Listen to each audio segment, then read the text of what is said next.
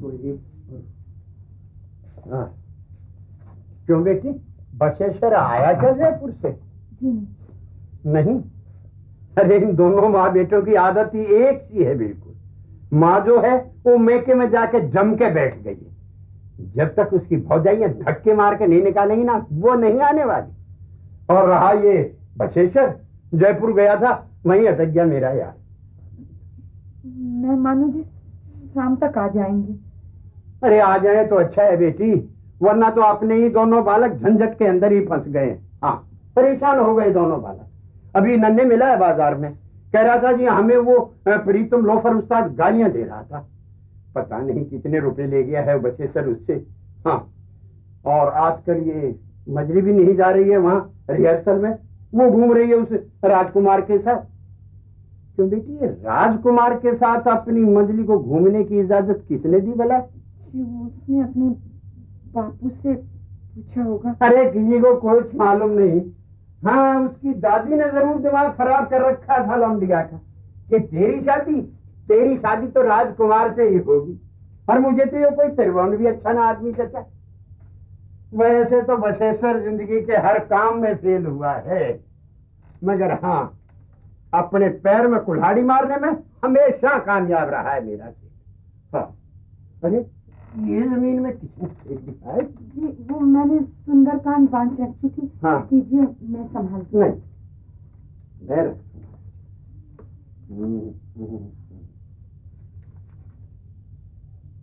वो बसेश्वर बेवकूफ गया है जयपुर में, देखो क्या करके आता है। भागवंती, अरे भागवंती दरवाजा खोल।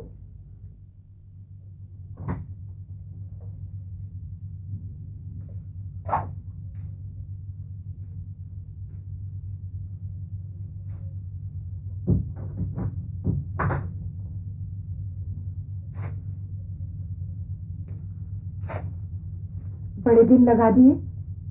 काम भी तो बड़ा था जी।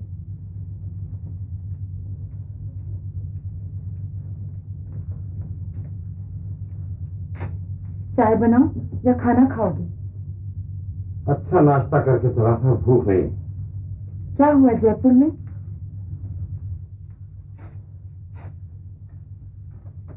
क्या होना? ये बात करने का ढंग है तुम्हारा बसेश्वर। ढंग की बात करने को हो तो करूं।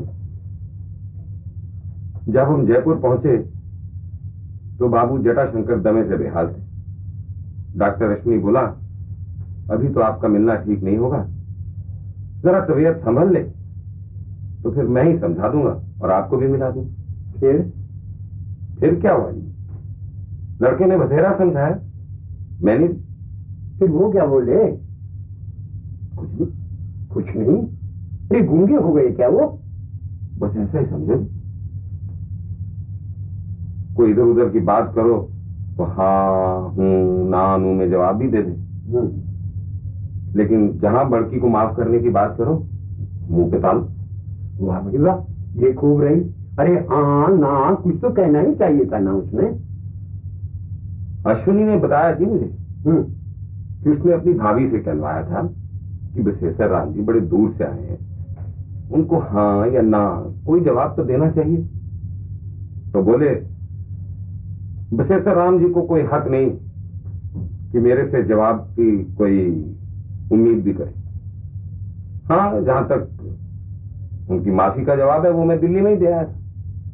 क्या बोले? यही जी कि जो कुछ मुझे बसेश्वर राम जी से कहना था मैं दिल्ली में ही कह सुनाया था। अच्छा।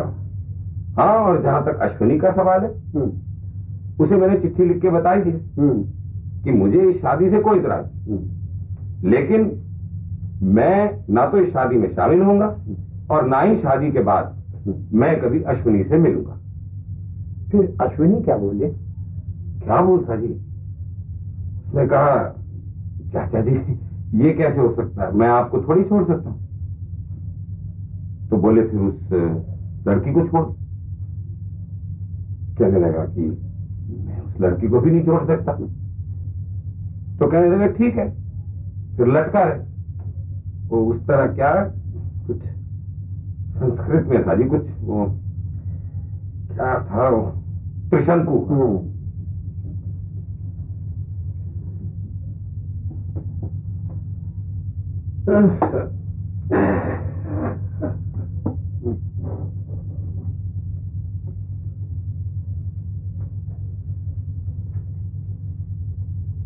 बहू, बेटी बड़की से कह दे कि ये सवेरे से बैठी है काम के ऊपर, हैं? अब तो आराम कर लेगी। हाँ, डॉक्टर अश्वनी को तो अब भी यही उम्मीद है कि सब ठीक हो जाएगा। अच्छा, वो ये कह रहा था कि उसके भाई और भावज बाबू जटाशंकर को लेकर दिल्ली आ रहे हैं इलाज के लिए। कह रहा था जब वो दिल्ली आएंगे तो मैं सब कुछ ठीक कर लूंगा। अश्विनी अभी जयपुर में ही है क्या? नहीं जी, मेरे साथ लौटा है। कॉलेज में गया जरा हाजिरी लगवाने के लिए। कह रहा था मैं अभी आऊंगा और बड़की को सब समझा दूंगा कि जटाशंकर जी को कैसे खुश करना है। अरे भगवान ने चाहा तो सब ठीक हो जाएगा बेटे, इसमें घबराने की क्या बात। क्या कहूं जी, बस अब तो उसी का आसरा है।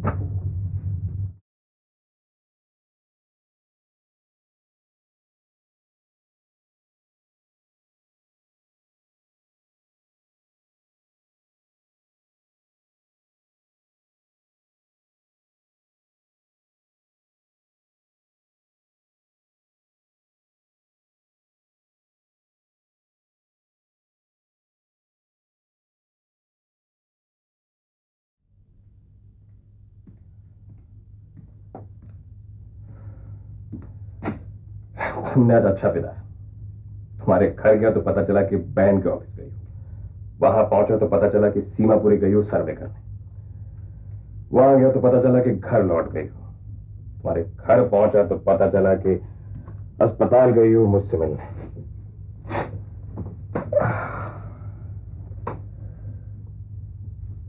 साड़ी बड़ी प्यारी होनी ही चाहिए। तुम्ही ने तो ली थी मेरे लिए जिस दिन तुम जयपुर गए। अरे हाँ, ये तो वही है। असल उसी के बाद इतना झंझट हुआ, मैं तो भूल ही गया। Thanks for wearing it. आज तो पहननी ही थी। क्यों?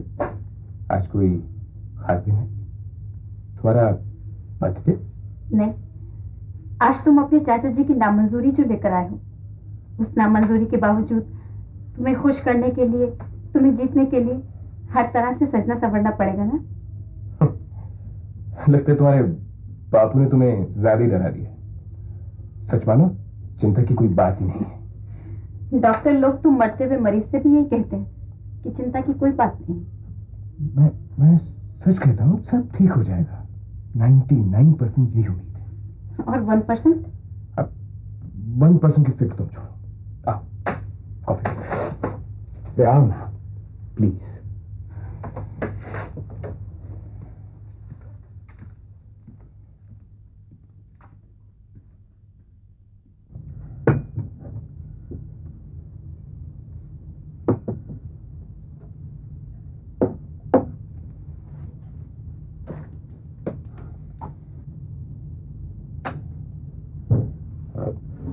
तुम थोड़ा ले लो ना। नहीं, सचमुच भूख नहीं है, मैं अभी खा के चली थी। देखो मैं तो भाई सारा दिन का भूखा हूं। Go ahead. और क्या करती रही इस बीच? काम काज। जयपुर में कैसा रहा? अरे बहुत बढ़िया। मेरी भाभी बड़ी मस्त मौला है, मेरी उनकी खूब चलती है। वो तुम्हें जरूर पसंद आएंगे। सवाल तो उनकी पसंद का है। अरे वो भी तुम्हें पसंद करेंगी, जैसे चाचा जी ने किया। वैसे मैं ये सोच सोच कर हैरान होता रहा हूं कि चाचा जी ने ऐसा आखिर क्या कह दिया कि तुम भड़क उठी, और तुमने ऐसा क्या कह दिया कि चाचा जब तुम्हारा नाम सुनने तक को तैयार? इन सब बातों से अब कोई फायदा नहीं। तुमसे मिलने के बाद वो मुझे मिले थे यहीं दिल्ली में। मुझे बता भी रहे थे कि क्या हुआ। मैंने उनसे कहा कि छोड़िए इस मसले को, लेकिन मुझे क्या पता था कि और बल्कि बात को आगे करने के ख्याल से मैंने लड़की के फेवर में कुछ कहा भी। पता क्या हुआ? उनको लगा कि वो लड़की मेरी प्रेमिका है, जबकि वो नहीं थी ना। जबकि वो थी। मुझे ही नहीं पता था कि उसी की बात कर रहे हैं। इसलिए सब कुछ ऐसा कह बैठा जिससे अब थोड़ा मुश्किल में पड़ गया हूं। क्या? दरअसल हुआ क्या कि वो बोले वो लड़की तुम्हारी प्रेमिका है, इसलिए उसकी तरफदारी कर रहे हो। मैंने कहा नहीं जी, अगर वो मेरी प्रेमिका भी होती तो ऐसी लड़की से मैं कोई रिश्ता ना रखता जिसने आपका अपमान किया हो। बस चाचू जी इसी बात को लेकर बैठ गए।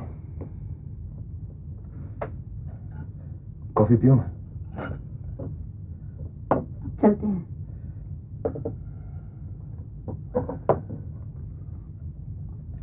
Peter, bill.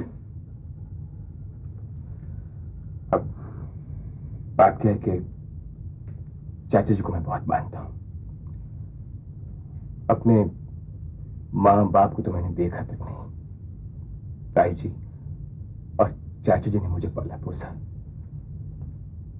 ना जाने जिंदगी में कितनी बार मेरे मुंह से ये निकला होगा कि चाचा जी, दुनिया में आपसे बढ़कर मेरे लिए कोई नहीं। और अब तुम ये कहकर उनका दिल नहीं दुखा सकते कि चाचा जी, एक कोई और है जो मुझे आपसे भी अच्छी लगती है। करेक्ट। मगर ये जरूर कह सकता हूं कि कोई और भी है जो आप जितनी अहमियत रखती है। पर ये भी तो दिल दुखाने वाली बात है ना। अरे ये क्या कर रही हो तुम? क्यों? जब मैं तुम्हारी दी हुई साड़ी पहन सकती हूँ तो क्या तुम्हें मेरी पिलाई कॉफी नजर नहीं होगी?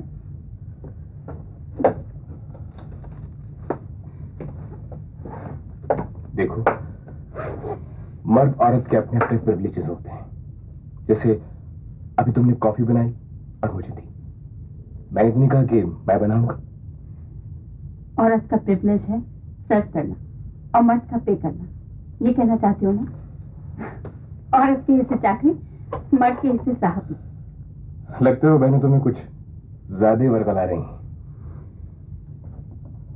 मैं बेवकूफ नहीं कि कोई मुझे बरगला सके, और ना ही मैं इतनी बच्ची हूँ कि कोई मुझे बहला सके।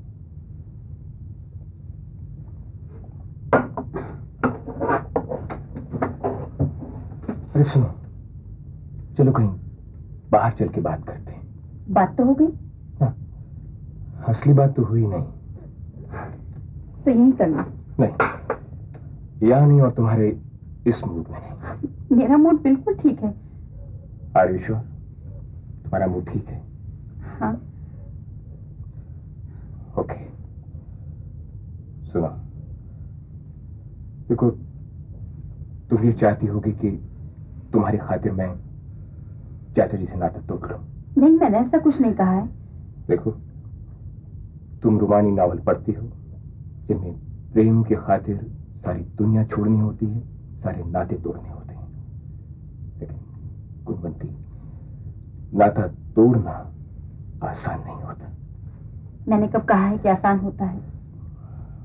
देखो, वी मस्ट बी प्रैक्टिकल।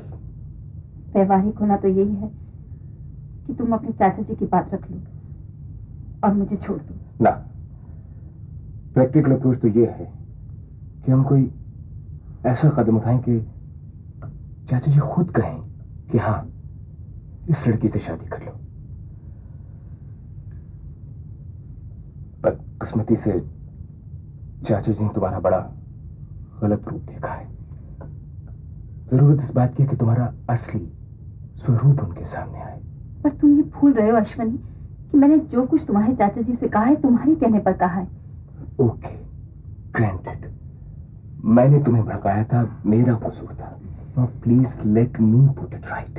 तुमने मुझे भड़काया नहीं है अश्वनी, तुमने एक डरपोक लड़की को निडर होना सिखाया है। अब तुम ये मत कहो कि तुमने गलती की है। मुझे अपनी बात पूरी करने दोगी प्लीज? कहो। मैंने और मेरी भाभी ने इस मसले पर बहुत सोचा है। फिर भाभी ने एक तरकीब सुझाई कि जिससे हम चाचा जी का आशीर्वाद लेने में कामयाब हो सकते हैं। सुनना चाहोगी? सुनो। इलाज के लिए चाचा जी को हम यहाँ दिल्ली ला रहे हैं। वो बड़े आचार विचार वाले हैं। अस्पताल में तो रहेंगे नहीं। अस्पताल के नजदीक हम कोई जगह लेंगे। सेवा करने के बहाने मेरे साथ साथ तुम भी वहां जाना। भाभी उन्हें बता देंगी कि तुम उन्हीं की तरफ के हो और यहाँ पैरामेडिकल कोर्स कर रही हो। अच्छा, सेवा कर लूंगी फिर क्या वो खुश हो जाएंगे। तब भाभी उन्हें बता देंगी कि तुम असली में कौन हो। तुम चाचा जी के चरणों में लौट जाना कि मुझे क्षमा कर दीजिए। वो तुम्हें गले से लगा लेंगे। I'm sure this will work. तुम्हारी भाभी रोमानी उपन्यास कितने पढ़ती हैं? भाभी चाचा जी का नेचर बहुत अच्छी तरह से जानती है। उन्होंने सोच समझ कर ये प्लान बनाया है। अच्छा, मान लो इतना सब करने पर भी तुम्हारे चाचा जी राजी नहीं हुए, तब क्या तुम अपने चाचा जी को छोड़ दोगे? नहीं, वो बूढ़े हैं। उन्हें ऐसा दगा मैं नहीं दे सकता। मैं जवान हूं, मुझे दे सकते हो? नहीं नहीं नहीं।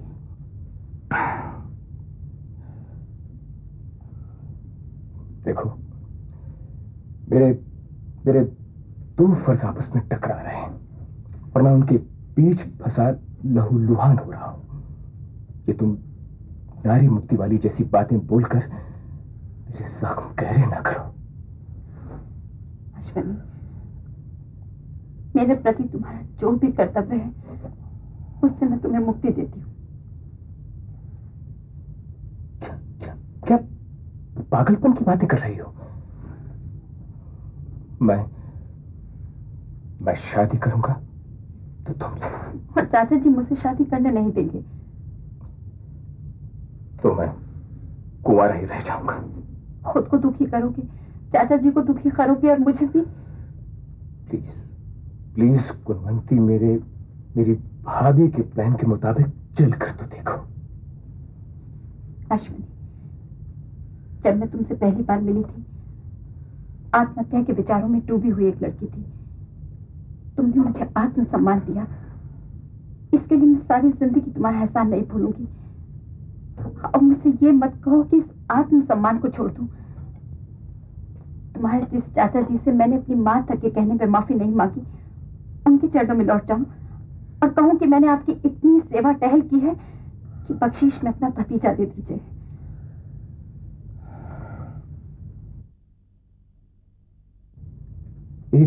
एक बात तुम अच्छी तरह से समझ लो।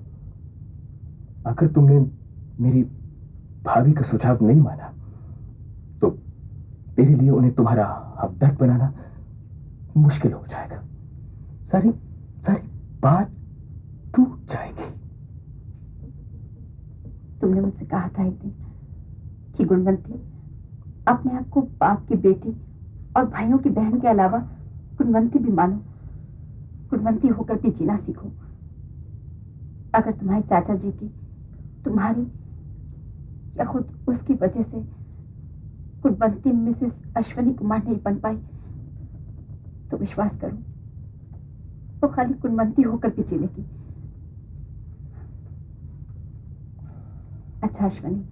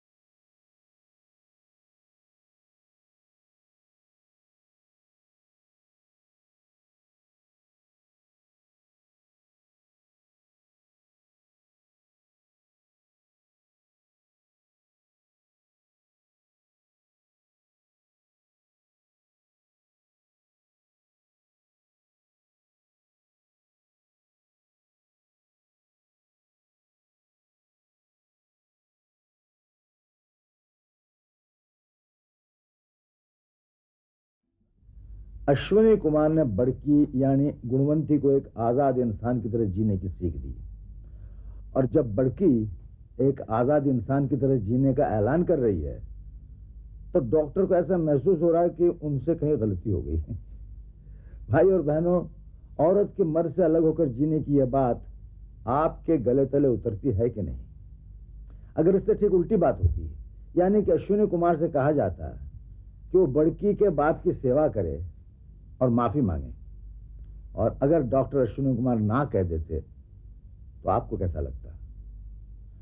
तो भाई और बहनों, मैं जानना चाहूंगा कि आप में से कौन बड़की के हक में है और कौन डॉक्टर अश्विनी कुमार के, और किस वजह से? मजली के प्रीतम उस्ताद और उस्ताद के उस्ताद त्रिभुवन से अगली किस्त में मिलेंगे हम लोग।